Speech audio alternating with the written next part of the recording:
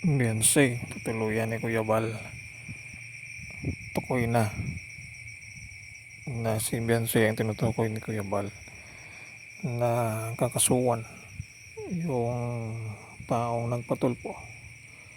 Nung una ay yung taong hindi sumipot sa barangay.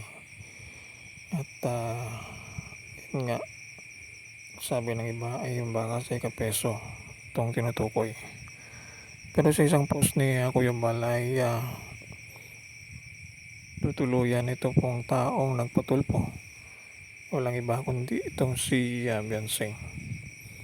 Kaya ito, ano ang magiging reaksyon ni Beyonce dito? Siya ba ay magpakumbaba, magsisi o harapin itong reklamo na inihanda o isasampa ni Kuya Bal? Sa Davao de Mano ito po ay sasampa itong reklamo ni Kuya Bal dito po sa mga nambalahura o kaya ay inapi itong kalingap. At isa na dito itong si Beyonce hindi mapatawad o kaya ay hindi makalimutan ni Kuya Bal ang ginawang pagpapatulpo sa kanya. Kaya hanggang sa ngayon patuloy itong sigaw ni Kuya Bal na humanda ang lahat. Kita-kits na doon po sa kaso na isasampa laban sa kanila.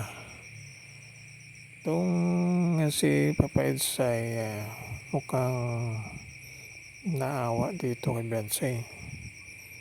Ang hindi pabor si Papa Edo po sa mga nangyayari na alam natin na itong si Papa Eds ay maawain at ayaw ng gulo. Kaya dito papansin natin na kung mapigilan lang sana ito ni itong si Kuya Bal na wag nang sampahan ng kaso itong si Beyonce ay gagawin.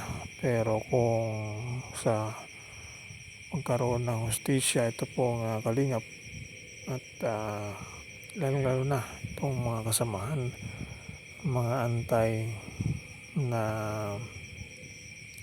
patuloy na naninira dito sa